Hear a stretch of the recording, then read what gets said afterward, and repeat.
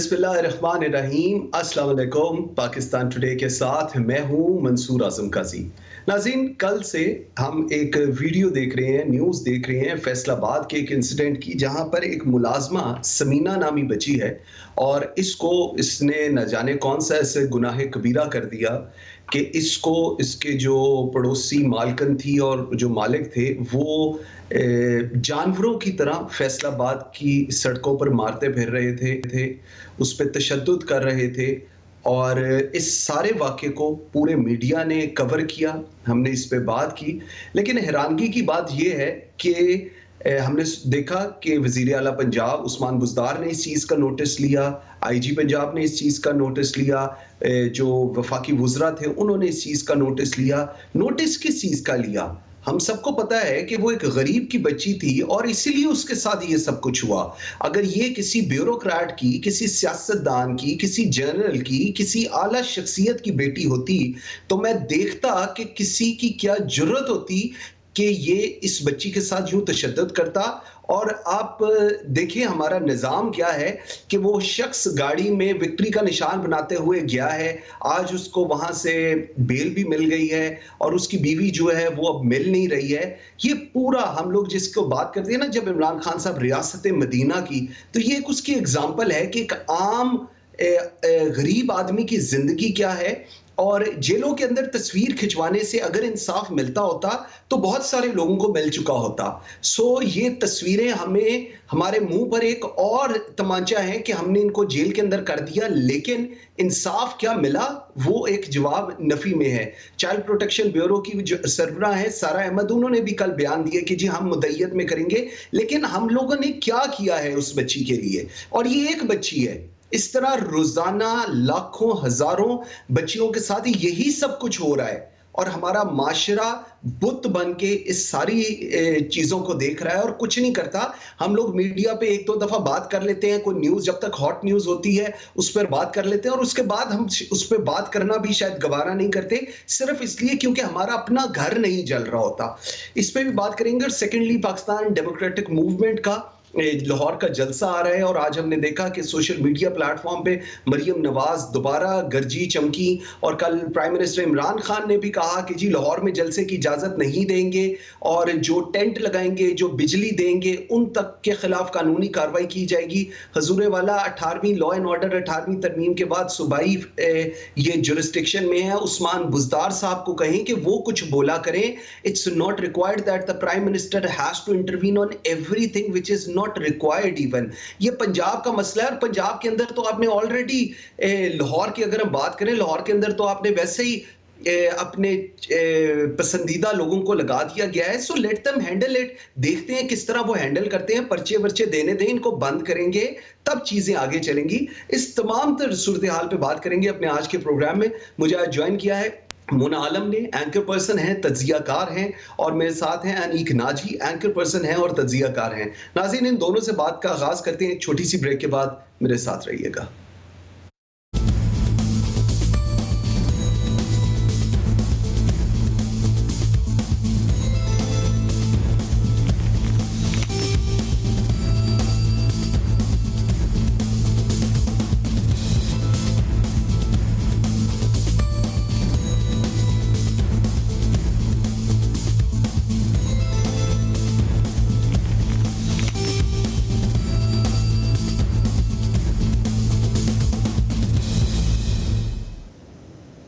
Welcome back after the break जी। नाज़रीन, मेरे साथ हैं मोना आलम और Aneek Naji. Thank you very much जी, very grateful for your time. Mona, मैं आपसे बात का आगाज करता हूं। कल का हम लोग मीडिया वाले ऐसे ही चीख रहे हैं, वो बच्ची जो समीना है उसके साथ जी बड़ी ज्यादती हो गई, उसको मारा पीटा है, उन लोगों ने थप्पड़ मारे हैं। गरीब की बच्ची थी, मारने दे। रोज इस तरह की पता नहीं कितनी समीनाओं को मार पड़ती है और तशद्दुद का सामना करती हैं। हम लोग ऐसी इस चीज को क्या ज्यादा सेंसिटिव हो गए हैं हम लोग इसको लेकर, या क्या है वाकया जी? Thank you Mansoor. मुझे तो लगता है कि मैं शुक्र करती हूँ रादर कि अगर कोई ऐसी चीज़ या ऐसी कोई वीडियो फुटेज, हत्ता ये कि उसको देख के बहुत दिल लरसता है और बहुत अजीब सी कैफियत में इंसान मुब्तला हो जाता है। लेकिन मैं शुक्र करती हूँ कि अगर इस किस्म की कोई वीडियो या फुटेज मंजर आम पर आ जाए और फिर वो सोशल मीडिया के ज़रिए, अल्लाह का शुक्र है सोशल मीडिया के लिए भी, कि उसके ज़रिए वो एटलीस्ट वायरल हो जाए। फाइन, वो बहुत कोई जिसे कहते हैं कोई मैच्योर कंटेंट नहीं होगा, देखने में तकलीफ-दह भी होता है और आपको पता है आप कोई ट्विटर पे या फेसबुक पे इस किस्म की कोई चीज़ डालें, आपको अमूमन अक्सर व बेशतर वार्निंग्स भी आ जाती हैं। But having hmm. Said that मैं बहुत इसकी शुक्रगुज़ार हूँ कि इस दफ़ा ये वीडियो आ गई है सामने।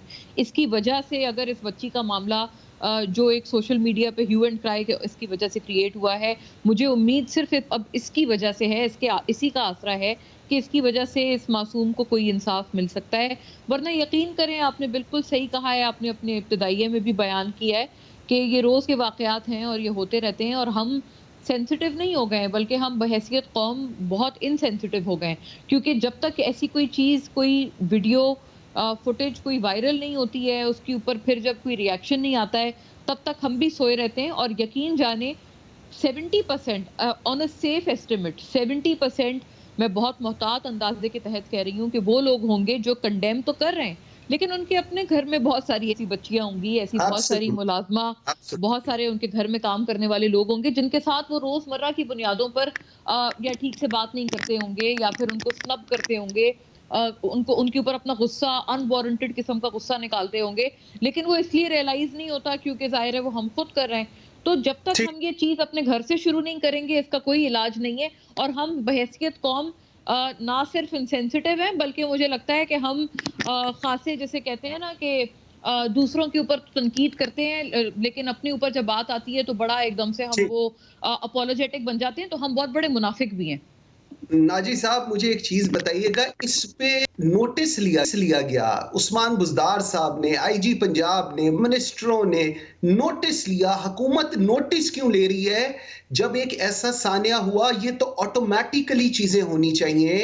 रियासत मदीना के अंदर नोटिस तो नहीं होने चाहिए, चीजें खुद ब खुद कानून को अपना रास्ता इख्तियार करना चाहिए। रास्ता आपने देख लिया, उसकी बीवी अभी तक मिली नहीं और आज उनको बेल भी हो गई है, तो ठीक हो गया, ऐसे ही होना चाहिए था जी।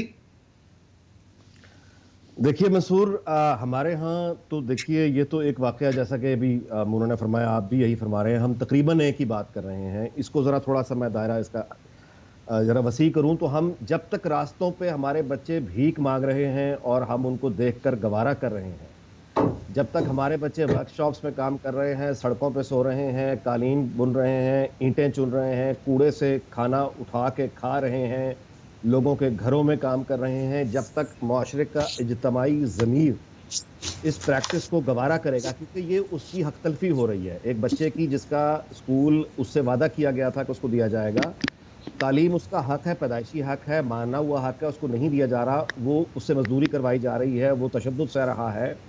तो इसका मतलब कि अब उसके साथ ये इनजस्टिस हो गया है। हम बहुत बड़े ग्रैंड लेवल पे इज्तिमाई तौर पे चुके से कबूल कर चुके हैं, इसलिए इस तरह के जो वाक़यात इक्का दुक्का सामने आते हैं उस पर हम वक्ती शोर डालकर अपने आप को यकीन दिलाते हैं कि अभी तक हम कहीं ना कहीं जिंदा हैं, शायद हमारे यहाँ ज़मीर मौजूद है। ये गुफ्तगू मैं और आप इसलिए करते हैं, वरना रास्तों पे हम भी, मैं और आप भी उसी से गुजरते हैं जहाँ बच्चे भीख मांग रहे होते हैं और हमें वापस जाके अपने घर में नींद भी आ जाती है। बिल्कुल आगे ऐसे ही। ये जो है ना अखलाकियात, ये बड़ा वसी मौजू है और उसके लिए ये यानी उलमा जाने, इसका जो सियासी हल दुनिया ने निकाला है वो रॉकेट साइंस नहीं है, वो लोकल गवर्नमेंट है। लोकल गवर्नमेंट जितनी इफेक्टिव होगी, जितनी पावरफुल होगी, जितनी रिसोर्सफुल होगी, वहाँ पे लोकल मुकामी हुकूमतें अपने इलाकों में यतीम खाने बनाएंगी, पुलिस के साथ कॉपरेशन करेंगी, चाइल्ड प्रोटेक्शन ब्यूरो बनाएंगी, ऐसे अब्यूज्ड बच्चों के लिए जो इंफ्रास्ट्रक्चर खड़ा करने के लिए वसाइल चाहिए, वो वसाइल को मुकामी तौर पर जनरेट करके वहीं इन्वेस्ट कर देंगी। एक बहुत बड़े उन्हें दायरे में नहीं डाला जाएगा जहां से वो टैक्स का पैसा घूम के वापस आए। अच्छा, ये सारी गुफ्तगू वो है शायरी जो खास साहब खुद साल साल हमें सुनाया करते थे बरतानिया की मिसालें देकर। लेकिन आपने अभी हाल ही का उनको इंटरव्यू देख लिया ना, जिसमें उन्होंने बताया कि बरतानिया में पहले उनका खुद पे ये हैरत अंगेज एतमाद भी है कि वो बरतानिया और पाकिस्तान के माशरे को के ऊपर एक अथॉरिटी है। मतलब वो कहते हैं बहुत अच्छी तरह मैं समझता हूँ, जो समझ है वो ये है कि मैं बोरिस जॉनसन को भी कहना पड़ा तो कहूंगा कि नवाज शरीफ को वापस पाकिस्तान भेजें। और हालिया इंटरव्यू में उन्होंने बता दिया कि ये दरअसल वहां का जेट सेट और रॉ, जिन महफिलों में वो गए जहां आम आदमी की रसाई नहीं है और वहां जो कुछ होता था वो उन्होंने फिर बताया और फैमिली सिस्टम पे उसके असरात बताए। ठीक ठीक, ये बातें उन्होंने बड़ी अच्छी फैमिली की, लेकिन उनका फैमिली और रॉक स्टार्स, और मतलब उन्होंने हॉलीवुड की फिल्मों का बॉलीवुड फिल्म इंडस्ट्री में क्या असर पड़ा ये तो बता दिया। ये भी लेकिन वो रक्षा ड्राइवर जिसने 5 बच्चों को नहर में फेंक के मार दिया, तो उसके पास रोटी थी खिलाने को, वहां पे कहां गया फैमिली सिस्टम? एग्जैक्टली इकोनॉमी होती है, यहाँ बाप अपने बच्चों को मार देता है, कौन सी तहफुज देंगे बच्चे को आप? बिल्कुल सही, बिल्कुल ठीक कह रहे, ठीक कह रहे। अच्छा, थोड़ा सा मैं इस चीज को आगे लेकर चलता हूं। मोना, आपकी तरफ में आता हूं। पाकिस्तान डेमोक्रेटिक मूवमेंट, और आज सोशल मीडिया कन्वेंशन हुआ लाहौर के अंदर। मरियम नवाज उसमें बात की उन्होंने, और बड़ी गरज चमक के बोलती रही कि जी ये भी होगा और हुकूमत को वापस जाना है। प्लस तैयार भी करती रही कि अगर आप लोगों को हम एक बड़ा फैसला करने जा रहे हैं, अगर आप लोगों से इस्तीफा मांगा जाए तो आपने प्रेशराइज नहीं हो रहा। किस तरफ जाते देख रही हैं आप पॉलिटिकल सिचुएशन अब? अच्छा, एक बात तो बड़ी क्लियर है मेरे जहन में मंसूर, कि हम बहुत अरसे से इस बात पे यही तनकीद तो हम कर रहे थे, मैं, आप, अनीक साहब, हर कोई, जो भी कोई हो, कि जी ऑपोजिशन अगर जेन्युइनली चाहती है कि सिस्टम को लपेटा जाए, तो उनके हाथ में एक बहुत बड़ा ये एक कार्ड है, और जिसे कहते हैं हुक्म का इक्का है कि वो रिजाइन करते हैं असेंबली से, तो खुद ही सिस्टम डिसमेंटल हो जाएगा।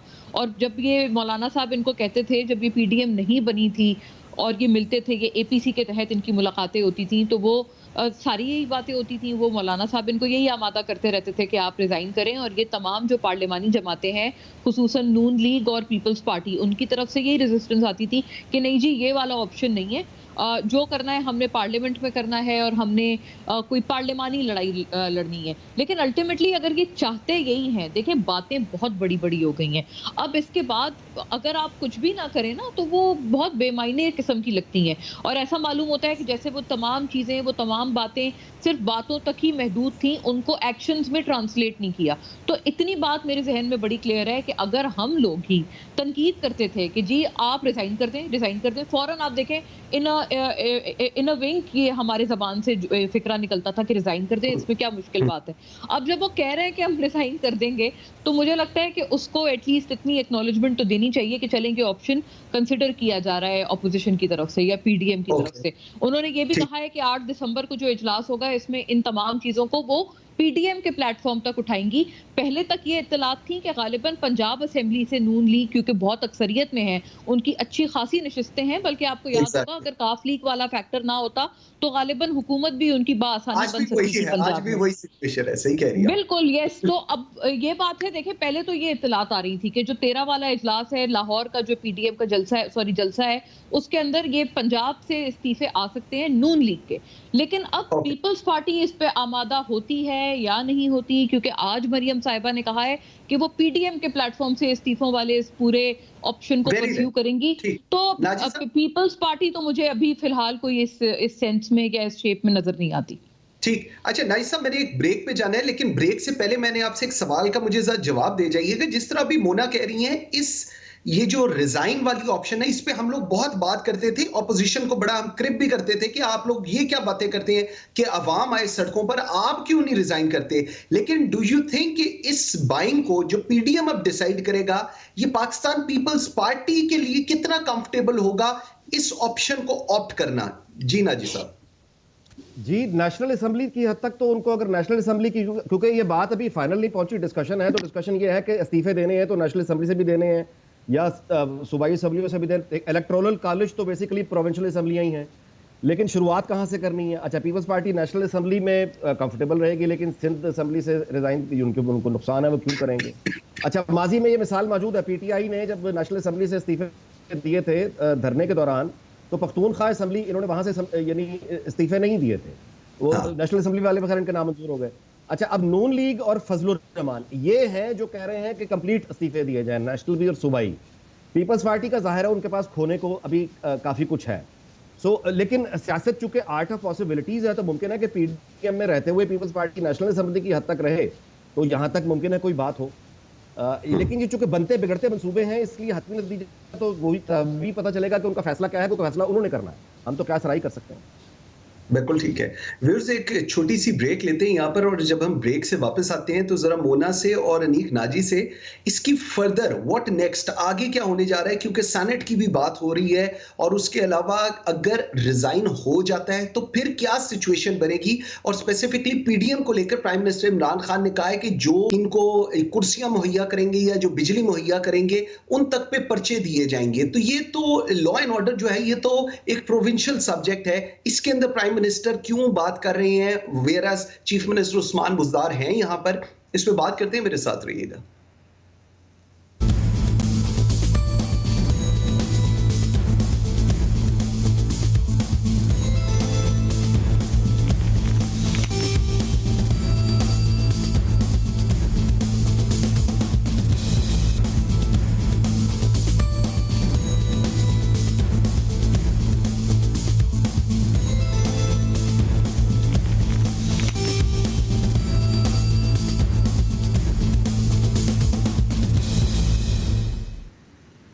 Welcome back after the break जी। मोना, मुझे जरा ये बताइएगा, लाहौर जलसा होने जा रहा है, प्राइम मिनिस्टर कह रहे हैं कि ये जलसा नहीं होने दिया जाएगा, जो बिजली वाले या जो कुर्सियां मुहैया करेंगे उन पे पर्चे कराए जाएंगे।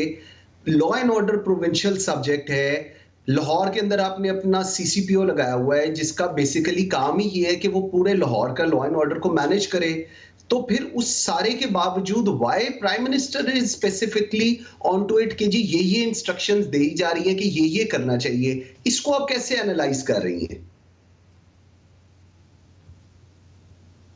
ये एक बाकायदा जैसे पॉलिसी लाइन होती है, तो इस तरह से उन्होंने फ्लोट की है कि जी हमारी ये पॉलिसी है कि अगर ये जलसे अगर अब भी किए जाएंगे तो इसको रोका जाए। तो जाहिर है अब जो पॉलिसी लाइन अगर उन्होंने पार्टी लेवल पर ये दी है या बतौर प्राइम मिनिस्टर एक पॉलिसी लाइन दी है, जैसे से प्रोविंशियल सब्जेक्ट्स होने के बावजूद भी कोविड हो या कोई भी मामला हो तो प्राइम मिनिस्टर उसमें एक अपनी पॉलिसी लाइन दे सकता है। हाँ, ये बात जरूर है कि उससे जो प्रोविंशियल जो भी चीफ एग्जीक्यूटिव हैं वो उससे जरूर इख्तिलाफ कर सकते हैं, ये उनकी फुल अथॉरिटी है, उनका हक है 18वीं तरमीम के तहत। लेकिन हैविंग सेड दैट, हम सब तमाम को पता है कि उस्मान बुज़दार साहब कभी भी इख्तिलाफ नहीं करेंगे, वो बल्कि रादर इसी चीज को मनो अनफॉलो करेंगे जो कह दिया गया है उनको।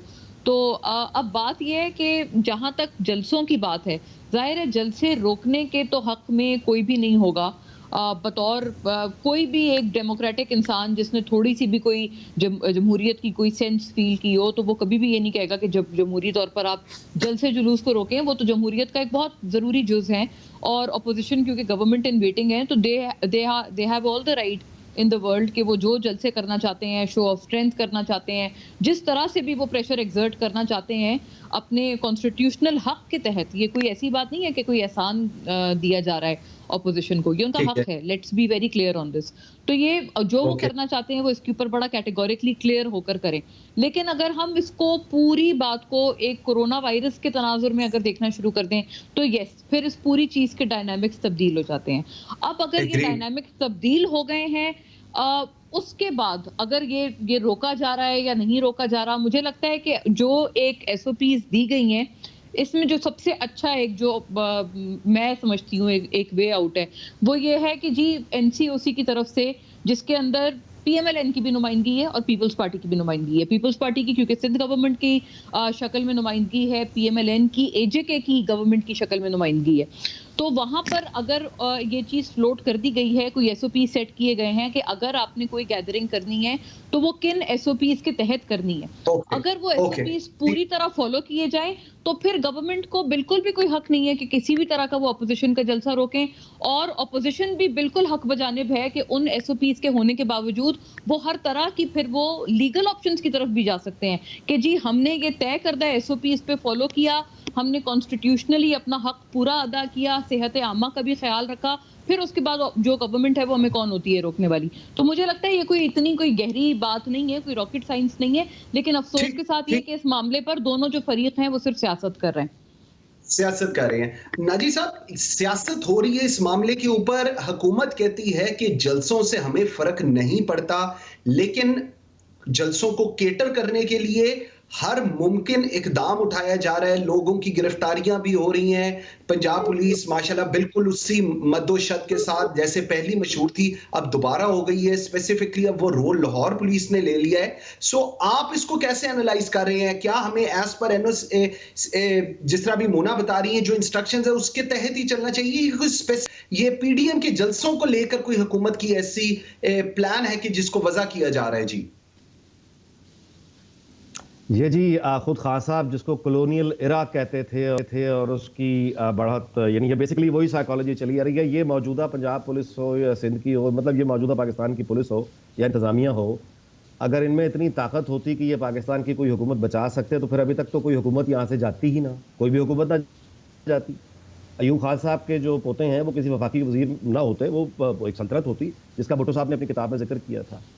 तो ये किसी को नहीं पहले भी, यानी जब सोसाइटी खड़ी होती है ना जी, देखें यही नवाज शरीफ जब यानी जीटी रोड से आए थे तो यही किरदार थे ना, यही कह रहे थे ना वोट को इज्जत दो। और हालत ये थी कि सोशल मीडिया पे खुद तहमीना दुरानी ने मतलब है कि इख्तलाफ कर दिया, यानी लोगों में वो उस तरह से ये बात यानी मकबूल नहीं थी। और अगर आप याद करें तो 2018 के इलेक्शन के रिजल्ट भी रो धो के पीएमएल ने कबूल कर लिए थे और उनका जो रवायती वो लड़ने वाला नहीं है। और 10 साल की हुकूमत उसके पीछे पड़ी हुई थी, यानी पंजाब हुकूमत वो 10 साल करके आ रहा था तो वो लड़ने के मूड में नहीं था। वो 5 साल यानी वो आराम से बैठे इनको देना चाह रहा था। इनके साथ अपोजिशन ने इनको यानी इनको एक इस तरह से मिसाली अपोजिशन बनी। फिर उसके बाद जब ताकत इस्तेमाल हुई तो आपने देखा कि उनको बेअसर करके फेंक दिया गया, वो खामोश हो गए। यानी उन्होंने जहां पे उनको जिस तरह का ताउन किया उन्होंने कर दिया, लेजिस्लेशन में भी कर दिया। अब आखिर क्या हो गया है कि यही अपोजिशन अब मरने मारने पे तुल गई है। वो कोरोना, ये कोविड क्या बिलावल भुट्टो जरदारी को नहीं हुआ? क्या ये कोविड पीएमएलएन में उनकी लीडरशिप को नहीं हो सकता? यानी बाकी एसओपीज जो लोगों में है ये तो आर्टिफिशियल बातें हैं ना जी, ये तो छोड़ें आप, हमारे कौन से हजूम में कौन सी चीज फॉलो होती है क्राउड में एसओपी। वो कोरोना की रियलिटी है, बहुत खतरनाक है, अपनी जगह है।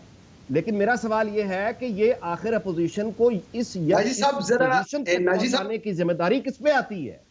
नाजी साहब जरा एक मिनट हमें, नाजी साहब एक हमें शॉर्ट ब्रेक का कहा जा रहा है, आपकी बात यहीं से कंटिन्यू करेंगे। जरा मेरे साथ रहिएगा प्लीज।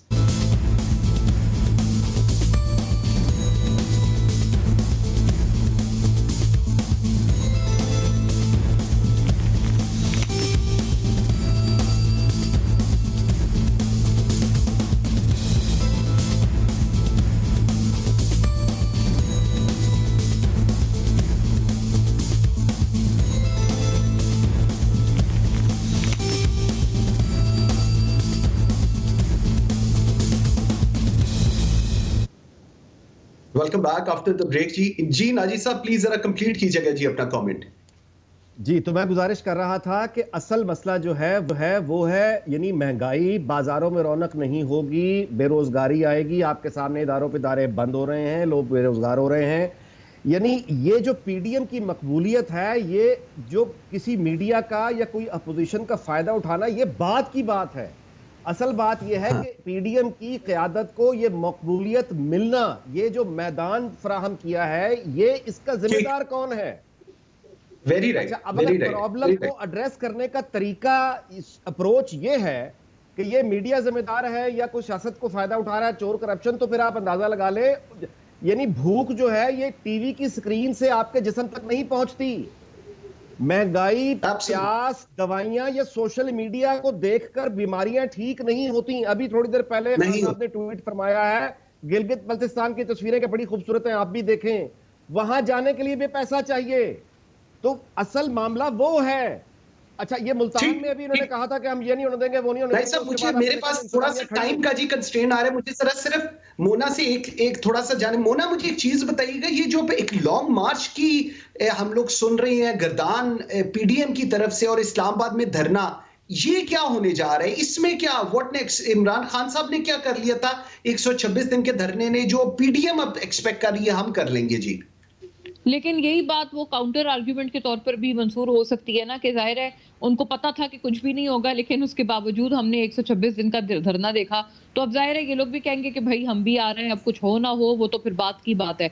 अच्छा, ये जो दूसरा एंगल है, जो ये जेन्युइन मसाइल हैं और एक आम आवाम से जिनका ताल्लुक है, जिनकी निशानदेही अनीक साहब ने की है, वो बिल्कुल अपनी जगह, वो एक्चुअल असल में बातें हैं, वो दरअसल इश्यूज हैं जिनके ऊपर हमने काम करना है। और यकीन करें कि अगर इस किस्म की, अगर इस लेवल की कन्फ्रंटेशन हो गई है हुकूमत में और अपोजिशन में, तो उसके ऊपर कोई काम नहीं हो पाएगा। जी मंसूर, मैं यही कह रही थी कि ये मैं क्लियर हूँ कि ये जो जेन्युइन मसाइल हैं जिनका ताल्लुक अवाम से है, इन्फ्लेशन है, महंगाई है, गवर्नेंस के इश्यूज हैं वगैरह वगैरह, लोकल बॉडीज, गवर्नमेंट, ये तमाम इश्यूज के इस कन्फ्रंटेशन से तो हल नहीं होंगे। इस कन्फ्रंटेशन से तो मामला यकीनन सिर्फ और सिर्फ बिगड़ेंगे, क्योंकि यही ऑपोजिशन थी जो कि बताते थे हमें कि जी ये जो धरनों की सियासत है इससे हमें माशी तौर पर कितना नुकसान होता है, और एक आम इंसान के लिए, एक आम आदमी के लिए, आम आवाम के लिए ये चीजें कितनी नुकसानदेह हैं। तो ये बात तो वो बिल्कुल वो बात ठीक भी करते थे जब उस वक्त धरने थे। जाहिर है वही चीज, वही आर्ग्यूमेंट अभी भी अप्लाई होता है, बल्कि अभी तो हमारे ऊपर कोविड की एक नई मुसीबत है, हम पे क्या दुनिया भर पे है। तो ये चीजें तो अपनी जगह बिल्कुल मौजूद हैं, मुझे इसमें कोई शक नहीं है। बिल्कुल ठीक है। Mona Alam, thank you very much. Aneek Naji, thank you very much. Viewers, आज के लिए मुझे मंसूर आजम काजी को इजाजत दीजिए। अल्लाह हाफिज।